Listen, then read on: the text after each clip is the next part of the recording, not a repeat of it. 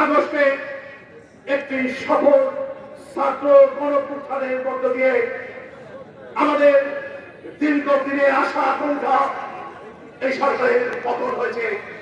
প্রিয় ভাইরা, এই সরকারের পতন করতে গিয়ে শহীদ জিয়ার সৈনিকরা বাংলাদেশে লক্ষ লক্ষ শহীদ জিয়ার সৈনিকরা রাজপথে যুদ্ধ করেছে। ইতিমধ্যেই গত 17 বছরে আমরা আমাদের হাজার হাজার নেতা কর্মীকে রাজপথে হারিয়ে ফেলেছি। বিএনপির সাবেক সাংসদ, সাংগঠনিক সম্পাদক এম ইলিয়াস আলী সহ সদস্যদের কাজগুলি গুম খুনের শিকার হয়েছে। লক্ষ লক্ষ নেতা কর্মী হামলা মামলার শিকার হয়েছে। একদিনে 1-1.5 মাসের মধ্যেই এই সরকারের পতন হয়নি। প্রিয় ভাইরা, কত আন্দোলনের সংগ্রামে বাংলাদেশ থেকে অনেক দূরে, বাংলাদেশ থেকে 10,000 কিলোমিটার দূরে লন্ডনের টেমস নদীর পাড়ে বসে বাংলাদেশের সবচেয়ে জনপ্রিয়তা শহীদ জিয়া রহমান, বেগম খালেদার সুসন্তান তারেক রহমান নেপথ্যে বসে বিধবত আন্দোলন সংগ্রাম পরিচালনা করেছে।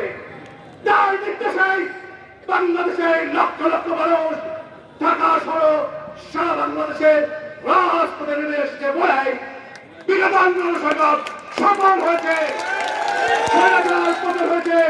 শেখ হাসিনা বাংলাদেশ থেকে পালিয়ে গিয়েছে।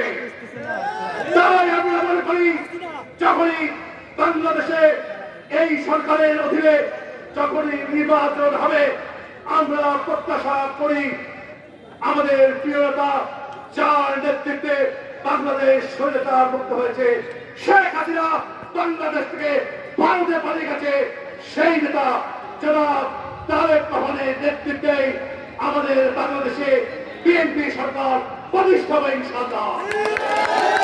প্রিয় ভাইরা, এলাকার মানুষ সব সময় আমি দেখেছি বিএনপির পাশে ছিল। এই 82 মানুষ অতীতে যখনই আন্দোলনের সংগ্রাম হয়েছে তখনই বিএনপির পাশে ছিল। তারা সর্বোচ্চ সংগ্রাম করে তারা এখানে আন্দোলন রচনা করেছে। এখানে যারা বিএনপির দায়িত্ব ছিল তা আমাদের উপজেলা বিএনপির আহ্বায়ক এবিএম তৌফিক আলহাজ এবং সদস্য সচিব শেখ আব্দুল এই এলাকায় বিগত আন্দোলনের সংগ্রামে ভূমিকা রয়েছে, রাজপথে সংগ্রাম করেছে। বিএনপির আহ্বায়ক কামাল হোসেন বিশ্বাস এবং জনশীল বিশ্বাসের পৌরসভায় আন্দোলন সংগ্রাম হয়েছে। অথচ যারা আজকে আপনাদের পাশে এসে অনেক কিছু দাবি করে, আমি আপনাদের প্রশ্ন করতে চাই, গত 28 অক্টোবর থেকে 7 জানুয়ারি পর্যন্ত আমার সহ আমার তো কয়েক ডজন মামলা হয়েছে। এই সকল নেতার বিরুদ্ধে বিগত সরকার মামলা দিয়েছে। যে সকল নেতা, যে নেতা এই সময় একটি মামলাও ওই সরকার দেয়নি, বাসায় ঘুমিয়েছে, তারা কি আগামীতে এলাকার নেতৃত্ব দেওয়া পারবে বলেন? যারা বিগত সময়ে উপজেলা বিএনপি, পৌরসভা বিএনপি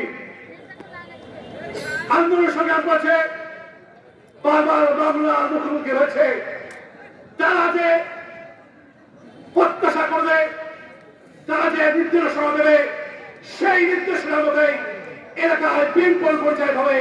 আগামী এলাকা থেকে জাতীয় সংসদ নির্বাচন আমাদের প্রিয়তা তারেক রহমান তাদেরকে নমিনেশন দেবে, তাদেরকে এলাকার জনগণ ভোটাধিকার প্রয়োগ করে এমপি নির্বাচিত করবে। ঠিক আছে, কথা ঠিক বলেছি? প্রিয় ভাইরা, 40 বছর আন্দোলন সংগ্রাম করছি। বিগত 24 বছর এলাকার মানুষের সুখে দুঃখে ছিলাম। সকল আন্দোলন সংগ্রামে সকল মানুষের সুখে দুঃখে পাশে ছিলাম। আমি স্পষ্ট ভাষায় ঘোষণা করতে চাই, কে এখানে নির্বাচন করবে? আমাদের প্রিয়তা তারেক রহমান ঠিক করবে। তবে যে এমপি নির্বাচন দল সিদ্ধান্ত নেবে। আমি আপনাদের কথা দিতে চাই, 40 বছর দলের সাথে ছিলাম, এখন অনেক মামলা নিয়ে সকল কোনো মামলায় প্রত্যাহার হয়নি, প্রতিদিন এই কোর্টের বারান্দায় করতে হয়।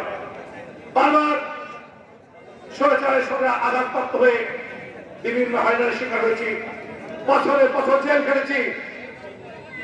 স্পষ্ট কথা, আমার জীবনের শেষ দিন পর্যন্ত এলাকার মানুষের সুখে দুঃখে আমি আপনাদের পাশে থাকবো। আজকের এই কর্মী সভা থেকে আমি আপনাদের এই পরিচয় দিচ্ছি। প্রিয় ভাইরা।